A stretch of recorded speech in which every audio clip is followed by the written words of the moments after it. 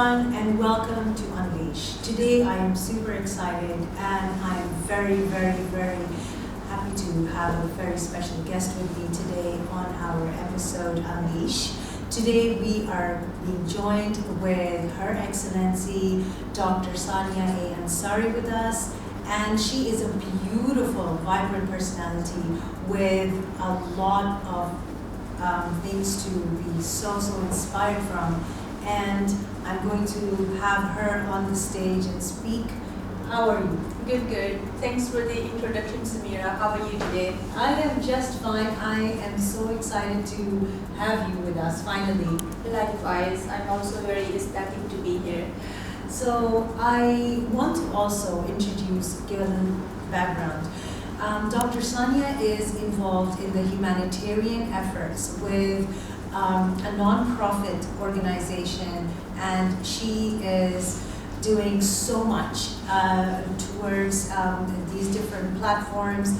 She's the chairperson of Ansari Group in Canada, Pakistan, and UAE. So Sania, I would like you to introduce and give your background of how you are enjoying and how you are doing this beautiful, phenomenal works, and tell us about yourself. Well, hi everyone. I'm Dr. Sania Ansari, and as you know, I am the chairperson for Ansari Group Ltd. We are a boutique elite consulting company, and the mandate for Ansari Group is to facilitate funding for private sector and for governmental projects. So for private sector, we can raise money between $10 million to $2 to $3 billion, and for the governmental projects, we do represent a few investors and lenders who can invest or lend money between $500 million up to $10 to $15 billion. And we also facilitate or organize the financial instruments such as SPLCs, LCs, bank guarantees. We are currently engaged in almost 20 governments, and we are also in the space of defense and security. We are also going into trading of gold and diamond, commodities, food items. Ansari Group is also the member of the Global Compact of United Nations, which means we have to report all of our projects to the UN to make sure no one is bypassing any of the 17 Sustainable Development Goals. We also have an MOU with the UN Habitat to launch the SDG cities in 1,000 cities, 192 countries. And besides that, we also do business development, business expansion services. Our local partner in UAE is the private family office of the Qassimi family, and we are also helping foreign companies who wants to establish themselves into the lucrative markets of UAE and of course GCC. So that's what we're doing on the business side. And as you said, I'm also a humanitarian. I am part of 8 NGOs globally. Wow. Part of or ambassador of 8 Beautiful. NGOs globally, which includes the International Human Rights Commission and also United Refugee Green Council and the Wonder Women Association of Pakistan. So my focus is to mainly help women, children, refugees, human rights, and so basically I do promote women empowerment wherever I can and as much as I can. My God, I am so inspired. Sania, you are like, I'm just listening, and I want to ask a very important question which I was thinking on my drive here, that how does such a pretty, beautiful personality talk about so much finance and have so much acumen and business insights towards something so technical? And Right. yeah, how did you come into the corporate side? Oh, it's a long story. So basically, I've been working since I was 12 years old. I was born in Pakistan, in Gujarat. I'm a Punjabi, as you can see. And so when I was 12 years old, I liked designing clothes. I used to design clothes for my dolls. Beautiful. And then I also used to design my own clothes. And you know, in Pakistan, the culture is very different So we used to have a lot of these ladies come to our house, you know, who does the hand embroidery, which takes a few months to make one dress. Taylor, he spoke. Yeah. So those are all handwork embroidery and special. It needs special care, and you know, sometimes they take it to their village in different cities, different places, and they come back and they're like, okay, you know, this is done now. So those special pieces are not available in the market at least 25 years ago or Worse. longer. Yeah, something like that. I'm not too old. So around that time, it wasn't available in the market. So, but what I did, I used to design my own clothes on the sketchbook, and then I would decide which colors. Beautiful. And I didn't even go to fashion school. I was 12 years old. And then I would decide what kind of embroidery, what kind of beads or sequins or the threads it needs to have, and then I would send it away. So after a few months, my dress would arrive, and I would be like, wow, this is really nice, and it's not available for everyone. Absolutely. So when my friends saw it, they were like, oh my God, this is so nice, can we have it? I'm like, no, I'll think about it. So they used to, I won't use the word beg me, but they used to insist. Crave to have something so precious. They were so insistent, and I thought, you know what, Sania, it's a good idea. So you can have one more dress made for her, and that's how I started making money, you know. So this would pay for my dress, for her dress, and also some profit. So that business acumen came from 12 years of 12 age. years old. I was in grade 6. Beautiful. Sounds so inspiring. And I would also buy jewelry and shoes and whatever I bought, because since I was young, I had a unique fashion sense and a sense of art. So my eye for art and fashion was so unique. Even though these things are available in the market, anyone could go and buy that. It's very normal. But whatever my friends saw, or my classmates, I was very social. I had too many friends. So yeah, they would ask me, can we please buy this? So it wasn't like me trying to sell it. It was like they trying to buy it, and they wanted to buy what I had to offer or what I was wearing. So I was almost like a trendsetter. So all my life I was a trendsetter. So whatever I did, it became a fashion. Like when I was a teenager, I had black hair, and then this chunk at the bottom was red.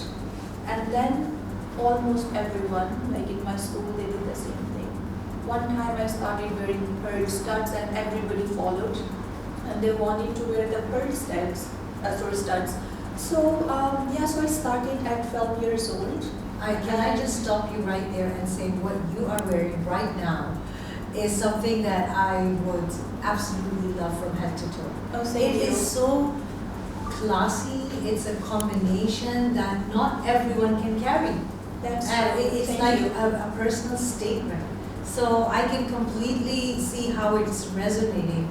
That and how you translated that passion into a business, avenue. Right. Well, thank you. As you can see, I'm a colorful person. I like colors, and I think colors makes me happy. And for me, wearing nice clothes and dressing up, it's not for other people. I think it makes me happy, makes me more comfortable, and it enlightens my own mood. So yeah, this is something I do for myself. So coming back to how I started, so I started working when I was 12 years old, and then when we moved to Canada, I think I was 17. I did my high school in Canada. I also went to, in high school, my major was fashion. I wanted to be a fashion designer. Amazing. I even went to a fashion school after that for a year and a half. And I always worked since I was 17, like proper jobs in Canada, part-time working and also going to school, because I was like, I would never ever be dependent on my parents or on anyone. I should always have my own money. I should not be going to my mom or dad and be like, oh yeah, can you buy me this, can you buy me that? So since the young age, I had my own funds available for anything. So and the financial freedom, I think it's very important for me. I want to stop again. I'm sorry, I'm just interrupting Dr. Sania, but what I want to highlight here is the importance of being financially on your own at such a young age. Where did you develop that requirement from? I think you're born with it. When you're young, you either have it in you or you don't. Because in my family, women do not work, there's no need to work, and they're very spoiled and pampered. And even though my sister, she's a chartered accountant, she did it in honors from UK, then from Canada, but she never worked.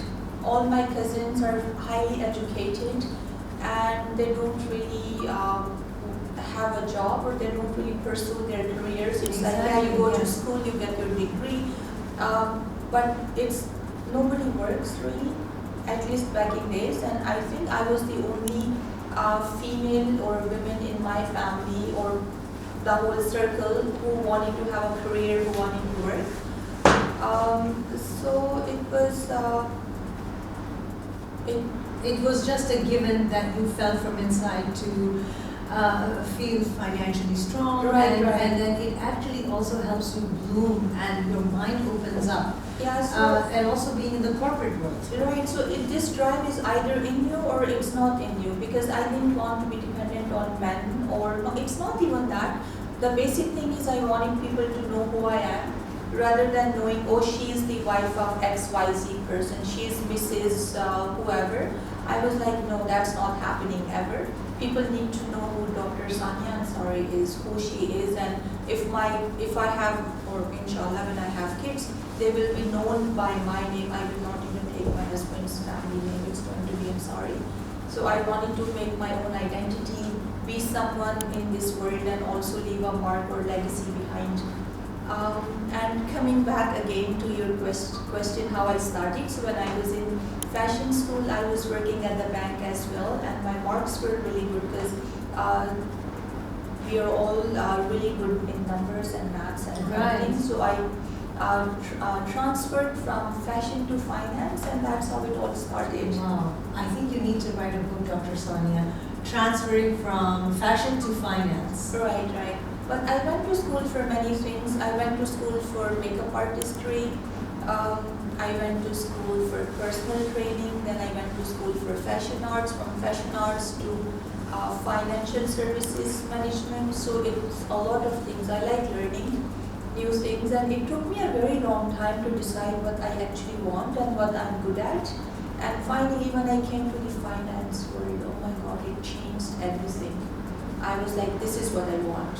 Because being a fashion designer, being a makeup artist, being a personal trainer, it can help you personally, but it doesn't make you a billionaire. Because I was like, no, you have to be a billionaire. You have to leave a legacy behind, and the dreams and goals I had, I could not fulfill that being a fashion designer. So when I came to the corporate world, it was very, this transition was very interesting. Okay. And eye-opening, because totally different from where I come from, being from the fashion world, fashion school, into financial world, and then I also worked in the in downtown Toronto in the financial brokerage, and it was one of the busiest location and highest producing one in Toronto.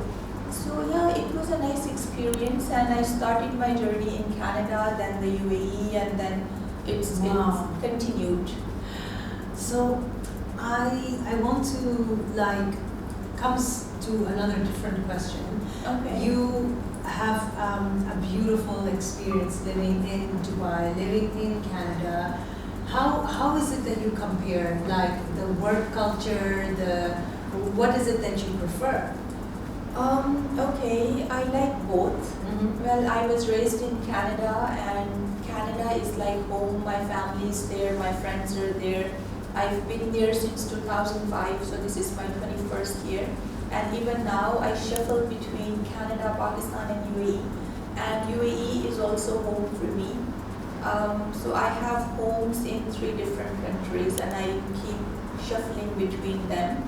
So it's all different. Canada is good for family. I have my my siblings, my nephews and nieces. I have 9 nephews and nieces. Wow. Yeah. So it's a huge family. It's a huge family now. I think all of us is total 18 or 19 people. Beautiful. Including my parents. That is so precious. Oh, yeah, of course it is. Alhamdulillah for that. So my whole family is there. I go and spend time with them. And then when I stay there for a month, then I'm like, I miss my solitude. Yes. I want to be alone. I miss Dubai. Then I come back here. And then I enjoy both sides. I think it's, I feel very blessed to be able to experience both sides. Yes. My solitude and my family time, and I can shuffle between them and be happy. Plus I travel a lot, so it helps. I feel like I'm a global citizen rather than being from Canada or UAE or Pakistan. And for business-wise, I think I won't choose one over the other because our clients are global, and I work remotely because I travel a lot, so I work remotely. And we have global clientele, and UAE is a good place to live. Yes, absolutely. Yeah, it's an amazing place to be. You never get bored. You have, and the good thing is I can dress up as much as I want. And in Canada, in Canada people are very relaxed and laid back. And since I was young, I always stood out. Wherever I went, I'm the only person, or maybe 1 or 2 more people who are extremely dressed up, and everyone else is laid back. But in Dubai, I think I fit in. You fit in so well. My fashion style, my Yes. fashion sense and lifestyle, I think it fits in. So I'm happy to be here. I totally agree with you. It's not laid back. It's not that casual sense. It's like a personality which is innate. Right, That right. comes so naturally. And I think you are blessed to travel, be a globetrotter, experience different destinations, and enjoy the beauty of all the different sides and different parts of the world. Most definitely. And I think for being in UAE, it also helps with the business, because as you know that 90% of the world's millionaires, they reside in UAE. And even though we have a global clientele, but I think being in UAE and based in UAE, it does have a lot of perks in terms of business as well. Absolutely, it does. I think if I was living in Canada full time, I think I would lose a lot of business opportunities. But UAE does open a lot of doors because I've been here since 10 years now, and when I moved to Dubai, I visited Dubai 10 years ago. I came in and I had a few meetings because I was selling or working with Hermes art Roma, and the ticket price was really high. It's like, let's say we have a painting, this one. We would make it in Swarovski or diamonds, or we would have phone covers with diamonds, or the highest ticket item was $100 million, and we definitely don't have clients for that in Canada. So I came to Dubai for the first time, and while I was meeting potential clients, I was offered to work with the royal family of Abu Dhabi. It's Al Hamid family, and first meeting was with the CEO. He offered me a job, and then next day we went to Abu Dhabi. We met with the Sheikh, and they offered me to work with them as the managing partner for North America. And I think this transition from Canada to UAE was very challenging, and I think it was really, I feel that's where my actual career started. Beautiful. And it opened a lot of doors for me. I had learned a lot, and to be honest, if I describe it, I would say this was like diving into a shark tank, and you don't know how to swim, and you're not a shark yet, and you have to learn how to swim, you have to survive it. And they gave me a job, and I stayed in Dubai for 4 months, and they sent me back without any training, and it was like ongoing training, so it was very challenging. and it wasn't easy, but it was also very rewarding. And I'm blessed for that opportunity I had. Oh, yes. And that's how I started working in the corporate world, like the real one. So after that, I did work with Nahan family. I also worked with Maktoum family, and then I think all of this happened for around 3 years. In 2018, I decided I want to work for my own family and promote Ansari family. As you know, my ancestors come from Saudi Arabia. I belong to Ansari family. Ansari family is 1400 years old tribe from Medina, Saudi Arabia. Wow. And we were the first supporters of Islam and Prophet peace be upon him. And we are the not only, one of the few families which are also mentioned in Holy Quran. So then I was like, yeah, I want to start my own company. It has to be as my last name, Ansari. And I started Ansari Group Ltd from Canada, then UAE, and then Pakistan. And you know, this promoting Ansari family, it gave me a lot of success. I received, I think, 10 awards in the first year. And I was working with high-profile clients, and it was a really good experience, and it was a really good decision. And since then, since I started my own company, Ansari Group, and I started promoting Ansari family, and Ansari Group became a family office sort of a thing. And so it was, and you know, the interesting thing is, it's not just good for the business. We have Ansari all over the world. Like, it's an old tribe, 1400 years old, but we have small groups in each country. And wherever I go, people respect me a lot, and they get so excited. They're like, oh my God, I'm also Ansari, you know.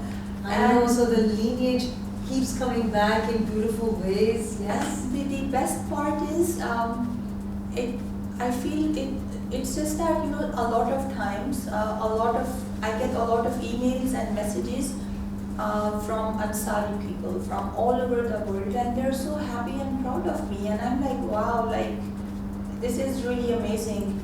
That they're like, oh my God, I'm also from Ansari family. I'm so proud of you. We have association of Ansari family.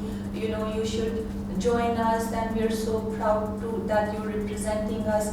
So I think this was the best decision. And after I started my company, the mandate also changed, because our mandate, when I was working with the royal families of UAE, our mandate was to help set up foreign companies who wants to set up the operations in UAE. Right. We did that, but then when I started my own company, one of the reasons I wanted to start my own company was that, you know, when you're with one office, you have to be loyal to them. You cannot move around and work with other offices. Yes. And you know, once you have a client, one solution from one office may not cater this client. Maybe you need to take him to somebody else or a new investor.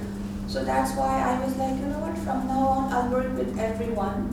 I'll work on my own terms. So this was one of the mandates for Ansari Group, to help foreign companies, but the main mandate was to facilitate funding for private sector and for governmental projects. So now that's our main goal. And it's been so rewarding. Alhamdulillah, I'm happy to be where I am. Beautiful. And I just love your, you know, moral of doing any kind of business. It is so value adding, and it is, like you said, you didn't want to say no to one investor just because they did not get in sync with one party, right? So you had a holistic framework to serve every investor from different angles or industries. Was there, like, do you have a mentor, or did you learn this from your personal growth and experience? I think I don't believe in having a mentor, because you see, a lot of people take this approach in a wrong way. When people say I have a mentor, they become a copycat. It's good for learning, like, don't take me wrong, it's good for learning, you learn a lot and you follow one person, but when you follow a mentor all the time, and then you forget who you are, what Yes. you want, and then you don't even realize you became a copycat. You lose your identity. You lose your identity. So for me, I think I like myself or respect myself too much that I don't get inspired by one person or whoever I meet. I learn one to two things from each person I meet. Yes. And I think that's the best strategy, and it did help me a lot because rather than following one person blindly, I would just, whoever I meet, I would learn something good and bad, and I would say, if let's say I meet you today, I would be like, okay, so I think this habit of Samira is nice, you know, maybe I should learn something from it, maybe I can adopt it, maybe in my business, in my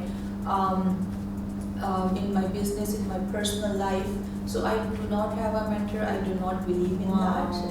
I want to put this as a logo where you are saying that I don't want to lose my identity and I want to be and learn from my own. And the second thing my own experiences. Yes, and the second thing that I loved, Dr. Sania, is where you always try to pick good qualities from everyone, because human nature always sees the negative side of anyone whom we interact with. And having that open, broad vision to embrace and to admire and to pick and choose from whatever is in sync with you and leave what doesn't benefit you. Yeah, but you know, sometimes it's also bad for you for your personal and business relationships, because when you say I always find good in people.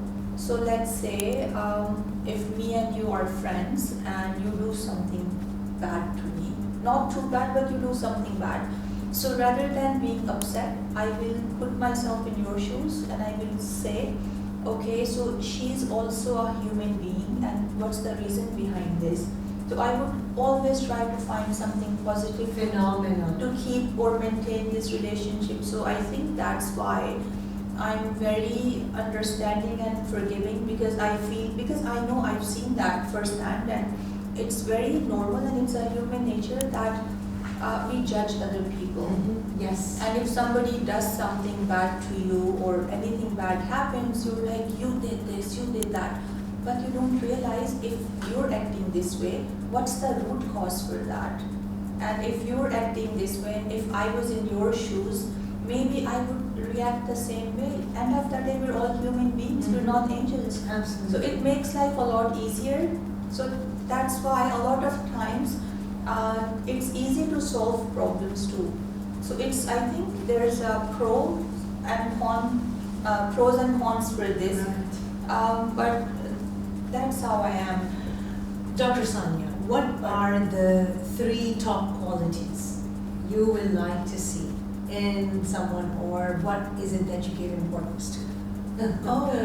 First thing is I don't like when people lie, because well, I'm a Gemini and also I'm a very smart lady. I would say I'm one of the top 1% people, and I can see through people. So if someone is lying, I can tell right away. Or if somebody passes by, I can tell the whole story of a person without knowing them. Wow, you're very intuitive. Not just intuitive, but I read between words and lines. And you have met so many people over your lifespan and interacted, and has given you another sense of. Yeah, so I don't like people who are liars, and I can pick up the liars right away or the lies right away, and I just stop talking to them. I don't confront people. I'm like, okay, if that's who you are and you're trying to be smart for whatever reason, good for you. We're not going to speak again. So the second direct approach. No, it's like I don't like to lie, to be honest. For me, it's like 99% of the times in my whole life, I would be telling the truth. 1% is like you don't talk about it, you hide it, but you don't lie. Unless it's very like important and crucial, then you're like, oh my god, I have to lie. I'd rather not talk about it. I don't like lying at all. For me, it's like when you have to lie to someone means you're scared of that person or the situation. So if so for me, it's So you're not scared of anyone? I'm not. I'm scared of Allah Pak, and I feel like if I hurt someone, I will get punished right away. What goes around Comes around. So I'm scared of Allah Pak, that I should not hurt anyone on purpose. I should not steal, I should not lie. So I'm scared of hurting human beings because I'm scared of Allah. But yes. I'm not scared of people, like why do I have to lie to you? It's my life, my rules. Absolutely. I do whatever I want to do.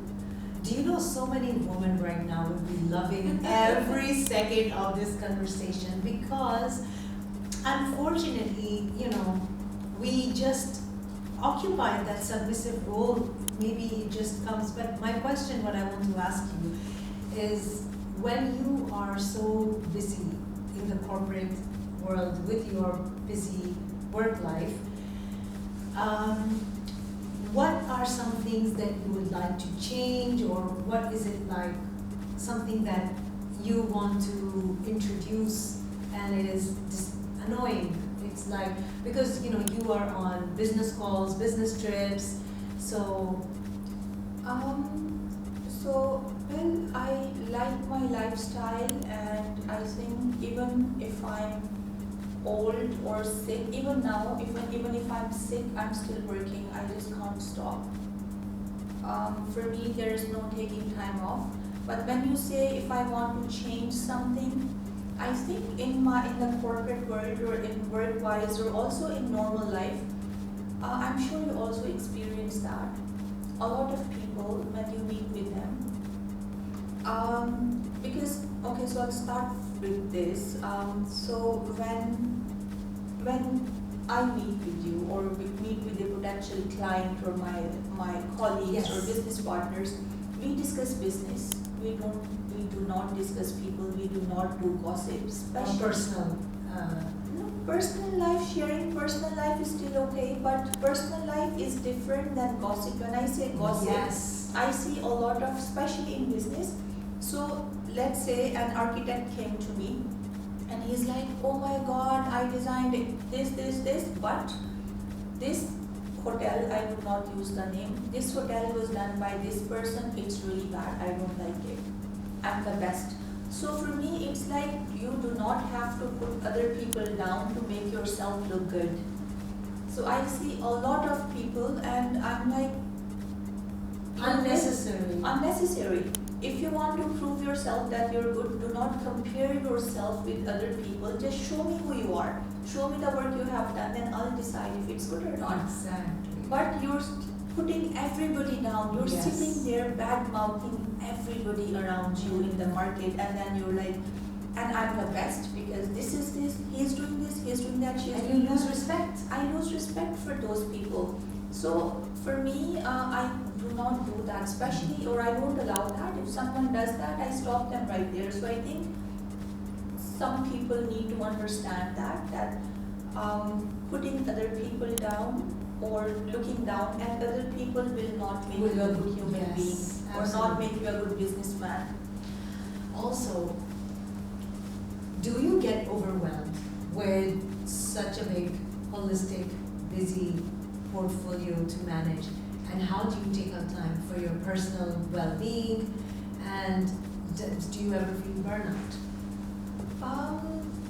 Okay, so it's kind of interesting, but I think it's human nature. When I'm feeling burned out and I'm like, oh my God, I've traveled way too much. It's been 3-4 months of non-stop traveling. And when I travel, even though if you see my pictures, I'm doing sightseeing. To be honest, if I'm doing sightseeing alone, I have my AirPods in my ear and I still have my phone meetings while walking. Yeah, while walking around the museums, having dinner, having breakfast or whatever. So my meetings are still happening, my work is still happening besides my business conferences, in-person meetings. So these trips are extremely busy. So I do get overwhelmed, but I enjoy that. Then I come back home and then I get bored. Yes, absolutely. So it's like it's a human nature. You're Right. never happy. Once you're busy, then you crave solitude and you want to relax a little bit, and then when you come back and you're relaxed and you're not traveling, then you're like, oh my god, I miss traveling, I need to be extra busy. So yeah, I think no, there's no such times or feelings as burnout. Actually, when I'm not working, or there are days, let's say Sunday or some days, when my phone is not ringing as much, or there's not much to do, I get irritated, I get frustrated, I'm like, oh my god, what happened to everyone? Right. Why am I not doing anything? I hear that a lot from entrepreneurs, that even on a Sunday, they will find it a little dull, and they are so used to the busy, you know, on work mode 24/7 that they are going to feel lost and kind of like, what just happened, you know? I know, but I think for us, we work 7 days a week. Yes. But for me, I work all day, not 24/7, but I work every day. And then I take out time for meeting my friends, going for lunches, going for movies, going to the gym. So I take out time from my work routine. Usually people have a normal life and they take out time, like this is the work hours. For me, all day is work hours, and I take breaks in between. So my next question is, what message would you like to share with the audience after learning and having to experience such beautiful, you know, projects in your life in terms of your professional, personal? What is it that you would like to, you know, share something insightful with the audience? Okay, so I think maybe there's a few things I would like to talk about. The first thing is, you know, when we're young, especially young girls or boys, and we complain that he or she does not listen, he or she is stubborn. But I think it's a good quality to have. And for me as well, I've always been a rebel, and I always did what I wanted to do. It's like, if you tell me, don't do this, don't do that, I would ask you why. Because I ask a lot of questions, even until now. I ask a lot of questions, and even when I was young, I would ask, if you're stopping me from this, even to my parents, why? Wow. So and then the other thing was, I would still do whatever I want to do and have my own experience. Let's say a person would say, oh, you should not go to that restaurant, the food is not good. But then I'm like, your taste buds and your likings or dislikings are different than I am. Maybe what I like, you don't like. We all have different explanations, or different experiences, and we all have different definitions of good and bad. So I would go to that restaurant, eat, and decide for yourself. And decide for myself. So that's why, you always make your own experiences, and you don't have to follow a crowd. And the other part, or the other side of the same situation is, you should never take no for an answer. You should always try. You should never give up. Being stubborn means being ambitious. So I would not call myself stubborn. I would say I'm ambitious, and for some reason, I don't understand the word no. It's like, if you tell me no, I would find another solution. And even I feel, and even I tell my business partners and the project owners and all the partners we work with and colleagues, that there's always, every problem comes with a solution. So we have to find a way to solve a problem. Yes. So do not give up on the project, do not give up on the people. We have a bad situation, there's a solution for that, let's find it. So for me, I don't know how to give up. I'm very stubborn, very ambitious. I can't take no for an answer. If plan A doesn't work, go for plan B. Plan B doesn't work, go for plan C. So for me, it's like, you're sad, you're upset for a few hours. Right. You sleep on it, next day it's a new day, and you start again. 100%. I absolutely vibe with everything that you're saying. So basically, do not give up on your dreams, and anything and everything is possible. Amazing. And now I would like to come to the rapid fire. I would like to know, where is your favorite destination after having traveled so many places? Well, I like Dubai because it's home. I like Canada because of family. Otherwise, I think I like Istanbul. I've been there many times. I think I really like Turkey. It feels like home. But I think I like one or two things from each country, so I don't have a specific place. Different seasons, different destinations. Yeah, there's too much beauty, so much beauty in the world, and how can I say this place is nicer than the other one? Absolutely. I think you should explore the whole world, and then even then you can't decide. Everything has its own charm. Every place has its own beauty and charm. So no favorite place as such.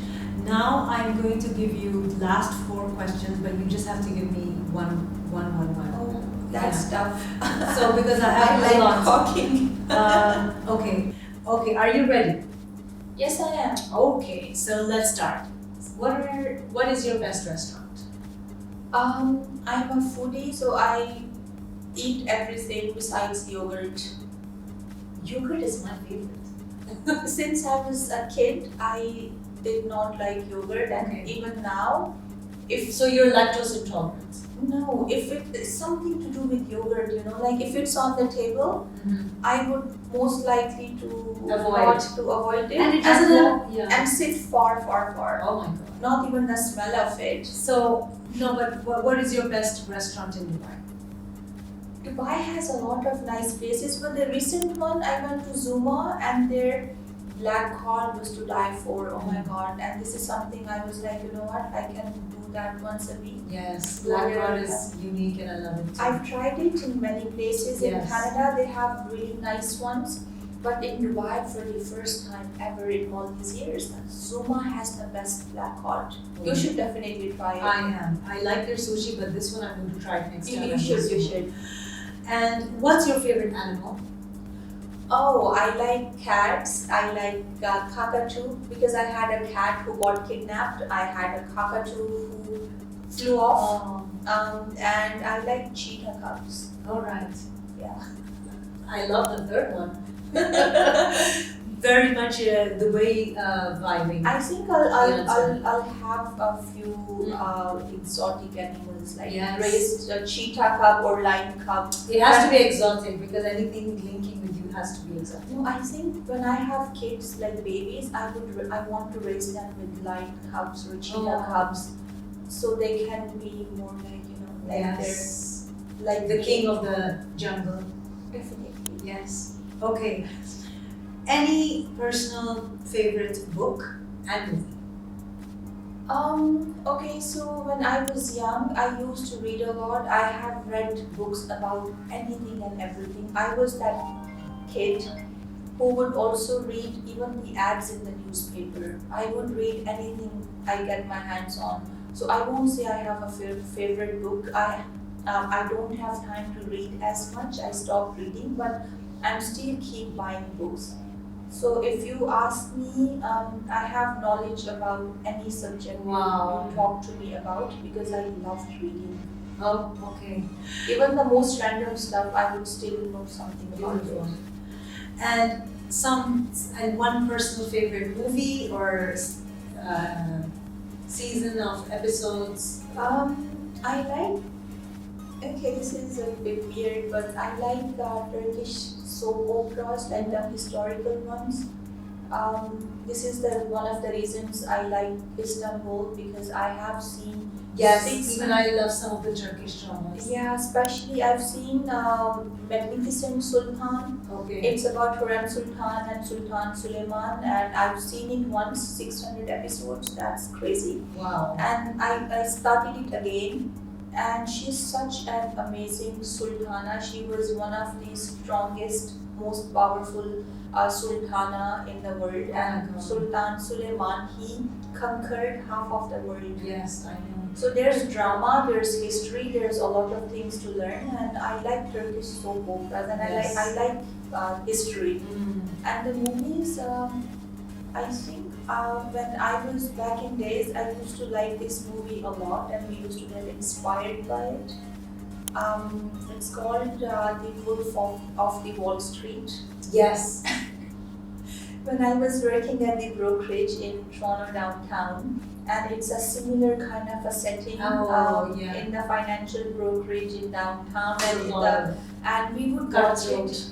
Yeah, cutthroat. We would watch it once a week, and we would get so inspired by it. Amazing. So, I love your personality and how, and it's also one of my favorites.